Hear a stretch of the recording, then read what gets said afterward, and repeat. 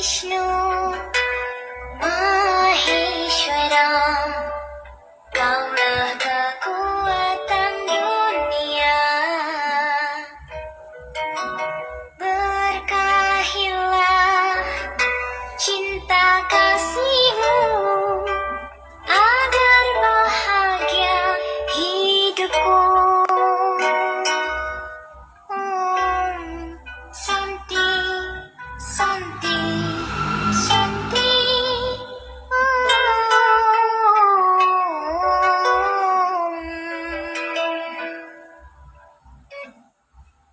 Selamat siang para murid dan santri, juga para pemirsa.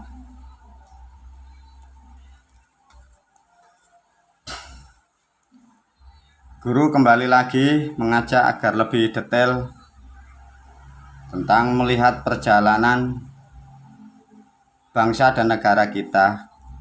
Karena kita sejak kecil dilahirkan di bumi Pancasila. Dan generasi kita, putra-putri kita, cucu-cucu kita tetap akan selama-lamanya akan menaungi dan menempati di bumi Pancasila. Dari banyak hal yang sudah diterangkan dan dipahamkan oleh guru tentang kehidupan, tentang Islam, tentang politik, dan tentang hal-hal yang banyak belum diketahui masyarakat. Ini yang paling penting juga. Kenapa? Karena suatu negara inilah tempat untuk menentukan rahmat nikmatnya kehidupan. Sehebat apapun, sebaik apapun, kalau negaramu rusak, bagaimana kita akan mendapatkan kemakmuran, kedamaian, kenyamanan? Nah itu. Maka guru sedikit memberi pemahaman lagi lebih detail, karena di kaset yang lain sudah diajarkan. Ini diajarkan lebih detail tentang berbangsa dan bernegara.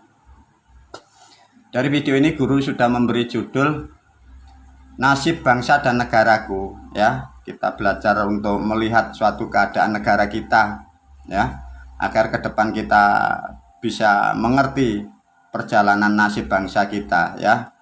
Kita agar tahu manfaatnya di mana, risikonya di mana, dan kita apa yang akan kita siapkan untuk diri kita, untuk keluarga kita, untuk perusahaan kita, untuk ekonomi kita, ya. Dari video ini, ya, coba ditulis nasib bangsa dan negara Republik Indonesia. Suatu negara kita yang begitu subur, makmur, sangat besar, juga sangat luas. Coba dari Sumatera sampai Papua di sana, coba ya. Di dalam mengoperasionalkan sistem, ya, untuk mengatur jutaan manusia, suku, budaya begitu banyaknya.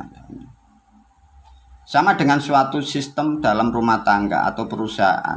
Negara sama juga dengan kerajaan. Negara sama juga dengan perusahaan, ya. Negara pun juga sama dengan pola pikir tubuh manusia. Kenapa? Suatu perjalanan itu harus memenuhi prosedur yang tepat dan benar, ya. Rumusnya satu. Suatu kehidupan negara sama dengan kehidupan manusianya. Makanya negara ini berjalan dan berjalan, berjalan dan berjalan. Sama manusia, berjalan dan berjalan, berjalan. Tatkala perjalanan itu nyimpang, rusaklah tubuh manusia itu.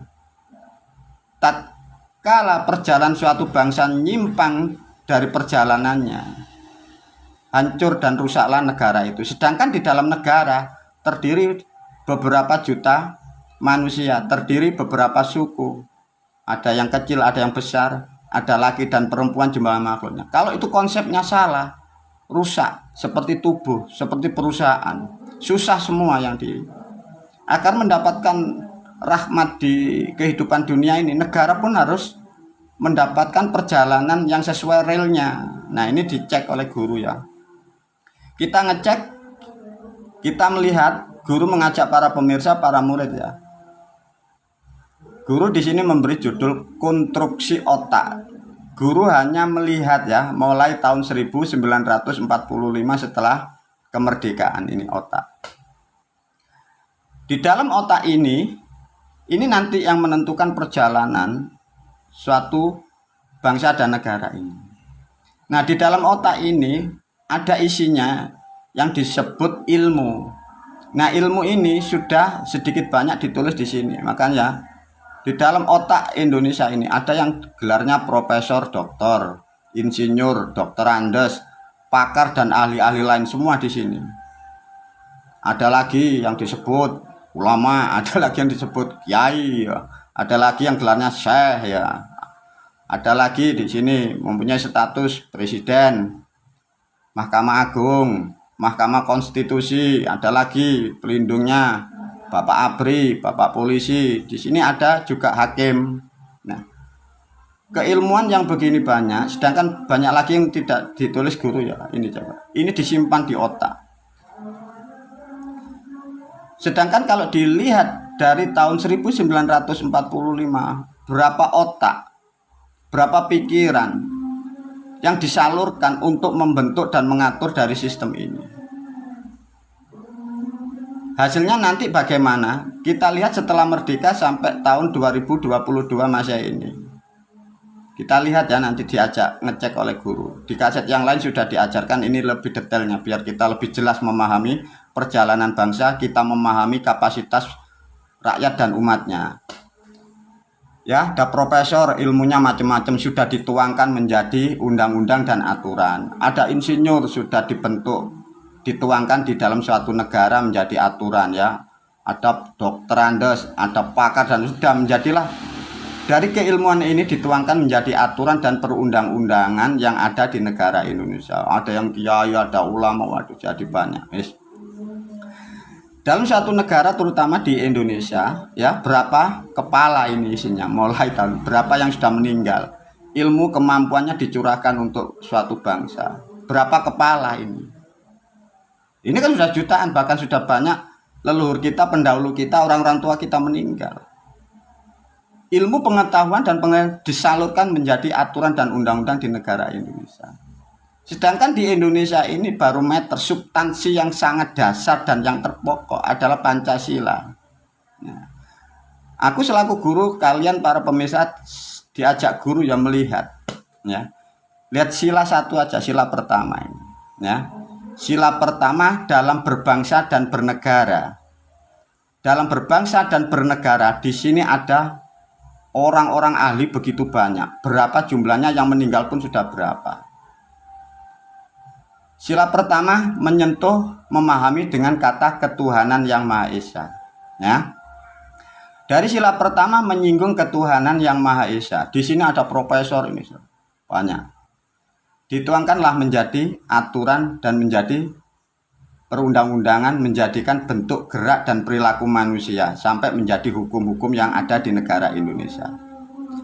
Sampai di mana kapasitas konstruksi otak yang ada di Indonesia. Jadi orang-orang manusia yang mempunyai keilmuan sebanyak ini, jumlahnya sudah banyak, bahkan pun sudah banyak meninggal. Bentuk konstruksinya, kehebatannya sampai di mana, kecemerlangan di Indonesia. Coba guru mengajak ya, otak, konstruksinya. Kalau konstruksi di otak ini salah, bayangkan seperti manusia kita, konstruksi ini salah, tidak simetris dengan kehidupan. Pasti yang kalian lakukan pasti tidak akan pernah benar, karena konstruksi di otak ini sudah salah. Tatkala konstruksi otak ini salah, yang dipikirkan pasti salah, yang didengarkan salah, yang diputuskan pasti salah, karena konstruksinya salah. Nah, ini guru memberi satu contoh tentang berbangsa dan bernegara. Karena ini sangat penting, super penting. Karena kalau negara rusak, rusak semua. Kita pun ikut susah, ya. Di sini ada huruf A, di sini ada huruf B. Guru menyangkut dari sila pertama tentang kata ketuhanan. Karena Pancasila dalam berketuhanan ibarat negara, umat rakyatnya ini berjalan di dalam nilai-nilai atau hukum yang disebut ketuhanan, ya. Tatkala perjalanan bangsa ini nanti nyimpang dari arah perjalanan suatu bangsa dan negara, celakalah pengikut, penumpangnya, warganya, karena perjalanannya ini loh salah, tidak lurus dengan sesuai perjalanannya. Sama dengan manusia, kalau otaknya salah, kakinya pasti melangkahnya salah, pasti akan terpelosok, banyak hal yang akan dilalui dengan keburukan apa yang diterimanya. Satu contoh, guru memberi contoh A dan B. Kita uji konstruksi di Indonesia, mulai profesor, doktor, insur menjadi undang-undang. Masih ingat di kaset video guru yang lain.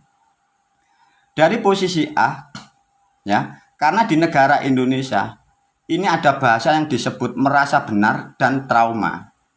Sehingga di sini membentuk perilaku undang-undang dan aturan yang banyak kesalahan. Ada sosok A ditanya, "Wahai rakyat, wahai umat, wahai bangsaku yang bernama A." Otak di sini dalam berbangsa dan bernegara bertanya, "Hei, kalian percaya ndak dengan Tuhan?" Karena A ini menjawab tidak percaya, ya. Ini tentang ketuhanan. Diuji dengan A. A ditanya, "A, percaya ndak dengan Tuhan?"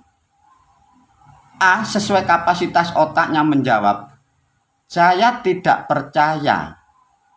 Ya, karena A menempati bertempat sebagai warga negara Indonesia.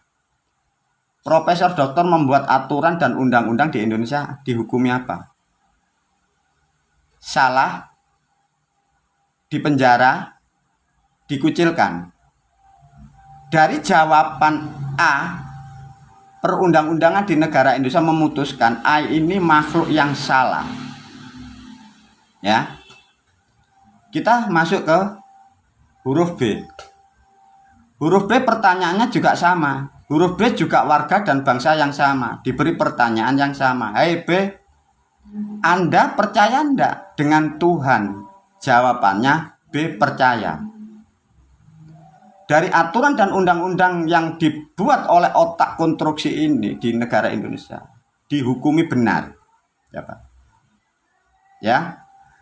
A jawabannya tidak percaya, dihukumi salah. B percaya, dihukumi benar.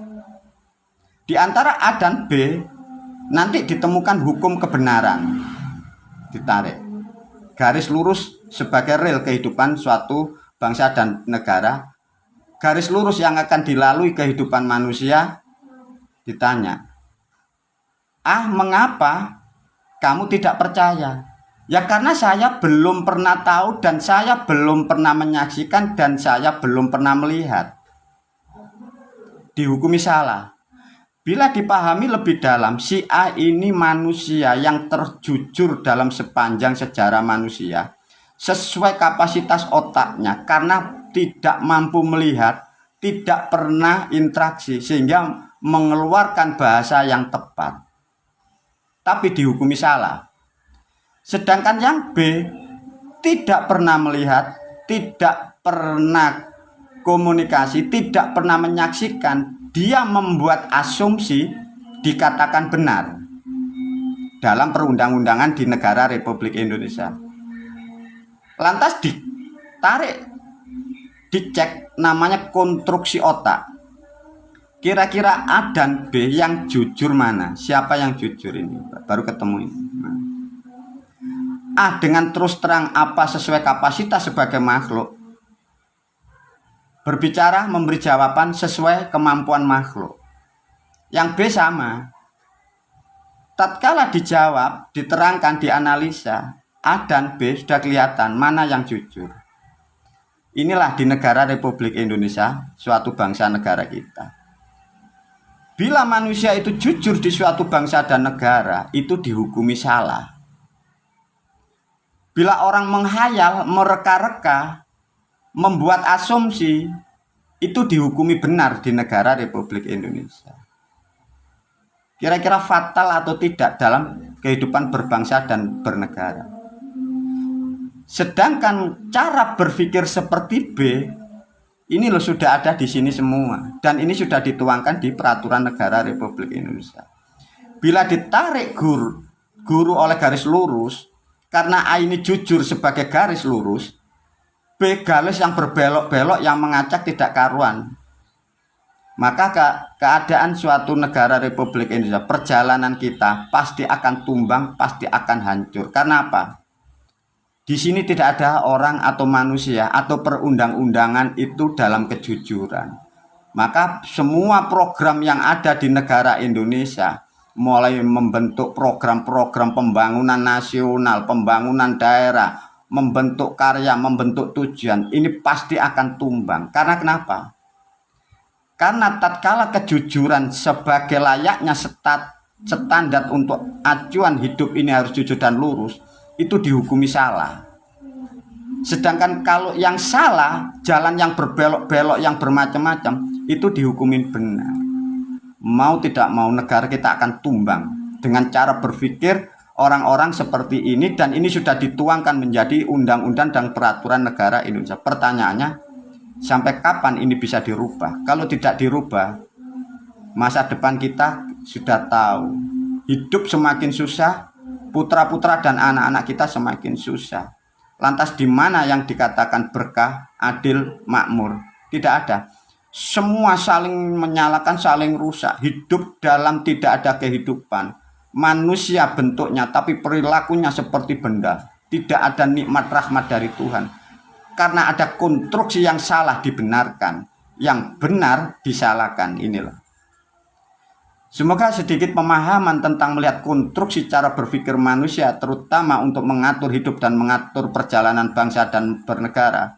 Semoga ke depan ini menjadi acuan untuk pembahasan lebih detail tentang kehidupan